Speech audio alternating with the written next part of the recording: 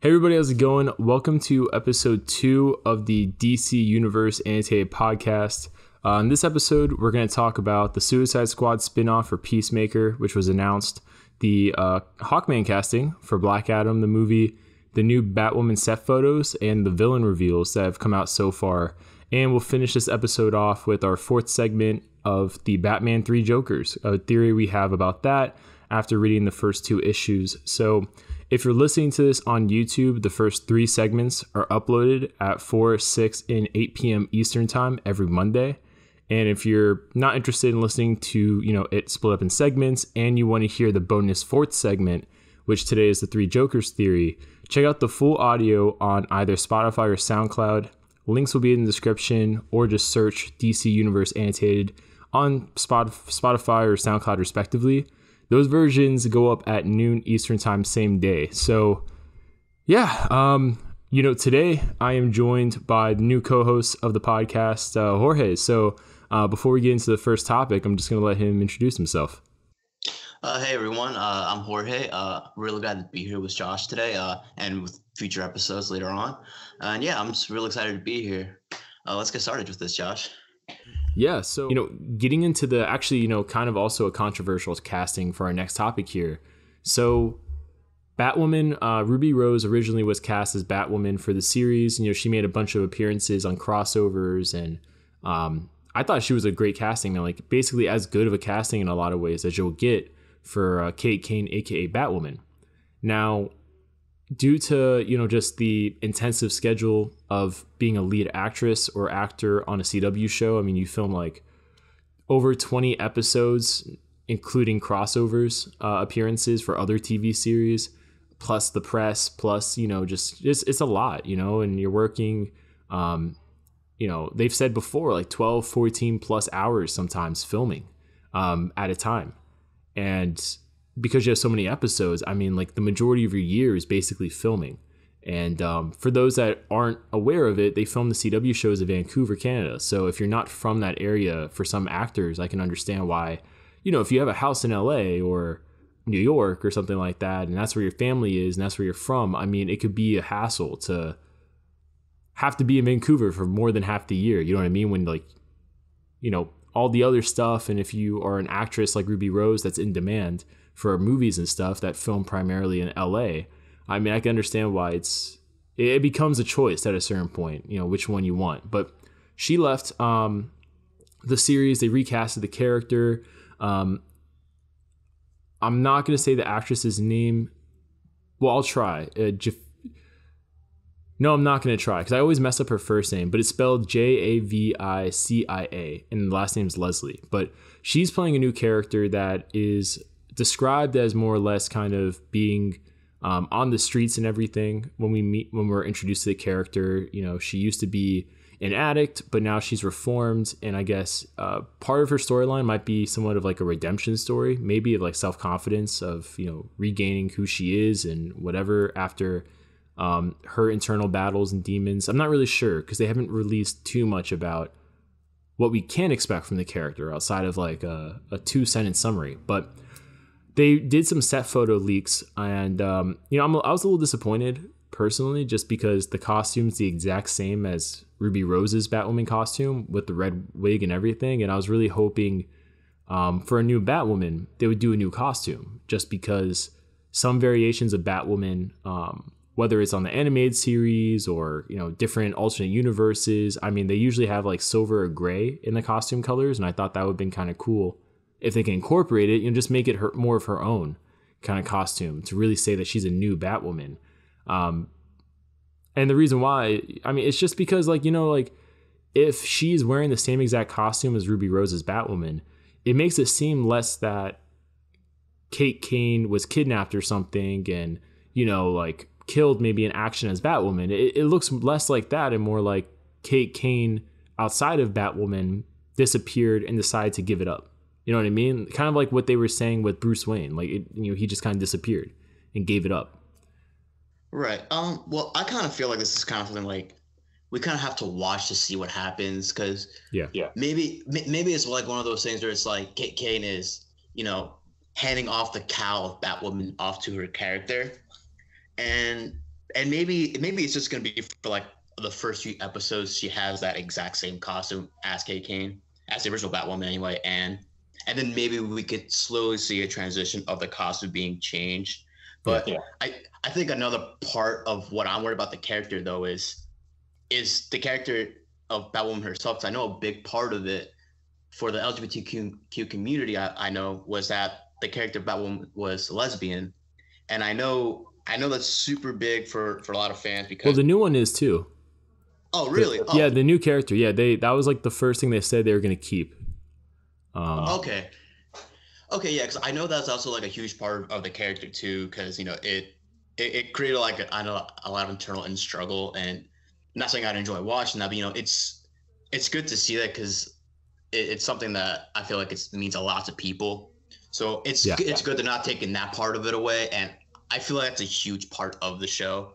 But I also agree with you, like you said, about the costume. Like they need to have it more unique, but at the same time, like maybe they have it exactly the same for story purposes, and then maybe later on, like maybe if we get a season 3 or 4, we could see a change in that costume. Yeah, no, that's a really good point. It probably is for the story, because I think they usually change the costume every season anyways. Like if you look at the Flash, that's a perfect example, or Arrow. Honestly, Arrow and Flash, they change the costumes sometimes from like one season to the next really dramatically.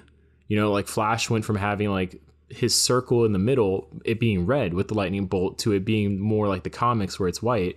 And then Arrow went from like 1,000 different costumes, like one where he's sleeveless, one where he has sleeves, one where it's long sleeves, different kind of textures. And they change costumes all the time. So they probably are just waiting, to do it like with a more organic story, I guess. That would make a lot of sense.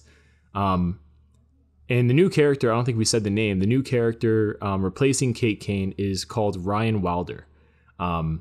But, the really interesting thing also about, some recent announcements with the villains is they revealed that Victor Zsasz and Amygdala will be 2 villains of the second season for Batwoman. Now, the reason this is interesting, I think, is because, both characters have teamed up in the comics before. So my initial assumption, without having seen anything, is, Victor Zsasz will be kind of more of the brains behind the operation, and Amygdala will be like the muscle behind the operation, like, whole like a brain and a brawn kind of combo.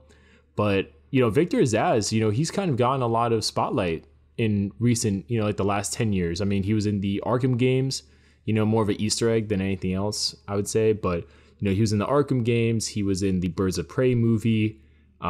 He's been in some comic storylines recently in terms of like, he's just a really interesting character because he like self-harms himself for like every kill, I think, right? Like as a way to like remember it or something.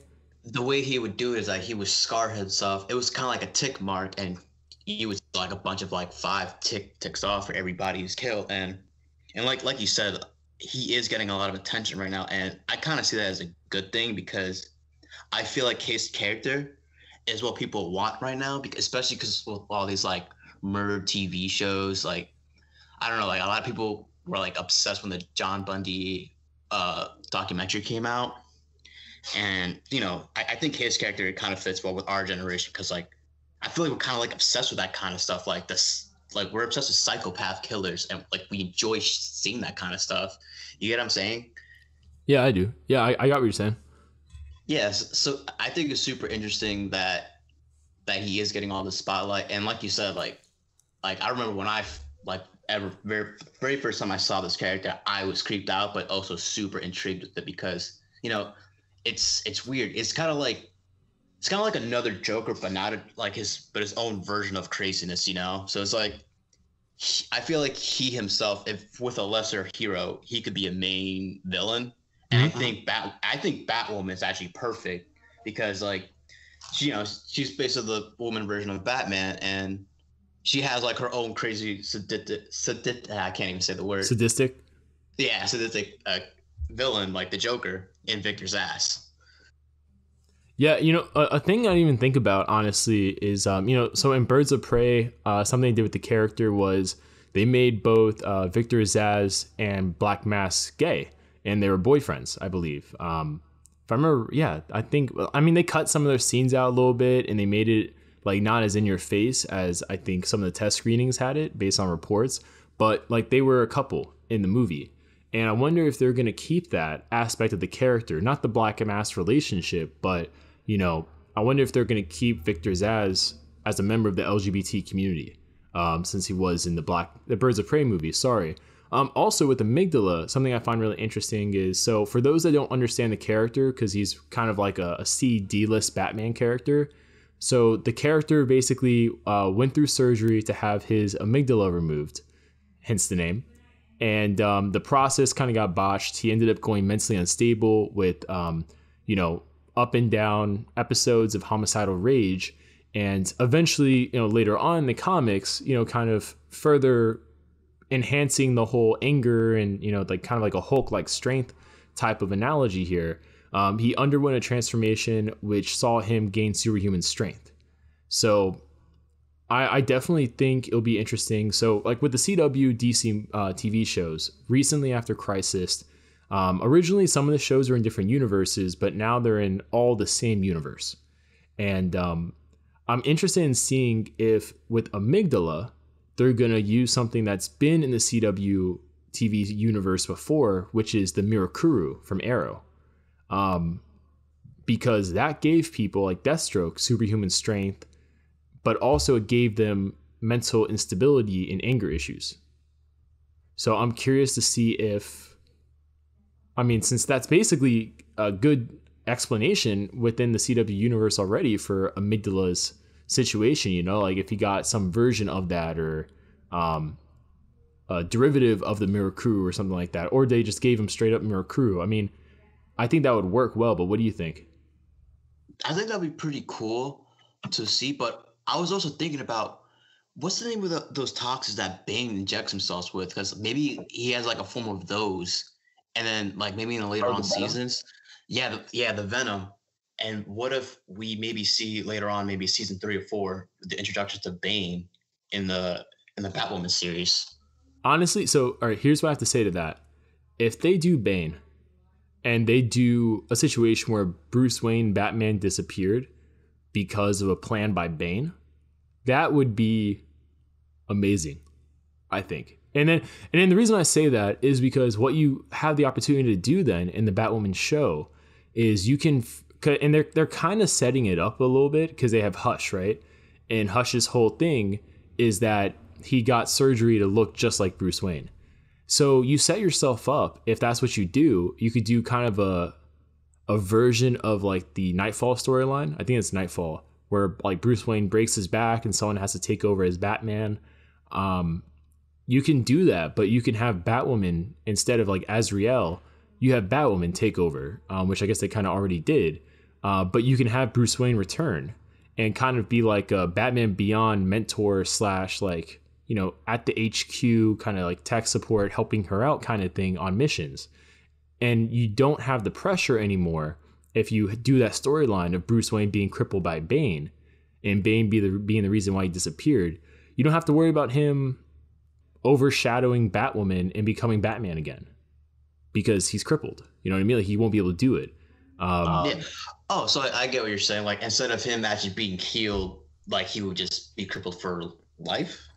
Yeah. I mean, basically they would be turning Bruce Wayne into kind of like Oracle in a way, like Barbara Gordon Oracle in a way. I mean, so maybe that would rub people the wrong way. That would rather have Barbara Gordon, but I mean, I would be cool with that because, you know, Warner Brothers has always been weird about having characters that they're making movie franchises for also be prominent characters in like a TV show. Like Smallville had a big issue with that, where like they'd want to introduce like, let's say, a Bruce Wayne Batman-like character, but they couldn't actually use Bruce Wayne or Batman because they were doing the Nolan movies. So, I mean, if I would be cool with that if, you know, on the movie front, they're going to do like a Batgirl movie, which was rumored. I mean, I think that'd be a great way. I mean, first off, you get a lot more interest and viewership on the show, right? Just like with Supergirl, when Supergirl did Superman as a character that appeared. I mean, like views went a lot higher for those episodes. So, I mean, I definitely think you would have a ratings boost. And then also, I mean, they've kind of already been shown that they're more relaxed about Bruce Wayne appearing on like TV shows and stuff like that, just because like Titans, Bruce Wayne, appeared. And, so I think that'd be a really cool storyline, honestly, to do. I mean, it'd be a cool way of adapting a comic book storyline. And at the same time, it'd be a cool way of resolving the plot line of what happened to Bruce Wayne. No, right, exactly.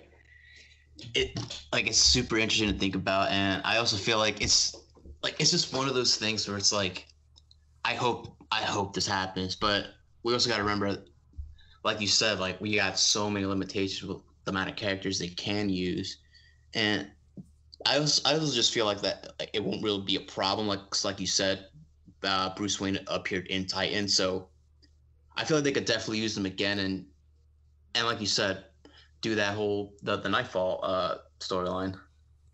Yeah, no, it's good. And then since we're already talking, thanks for tuning in to episode 2. For everyone that's still here with us, let us know what platform you're listening to this on. By the way, if you can, and leave any questions for us that you would want us to answer, give our thoughts on, etc., about the DC universe, whether it's a topic we talked about or something else we didn't talk about. And again, the first 3 segments are uploaded at 4, 6, and 8 p.m. Eastern time every Monday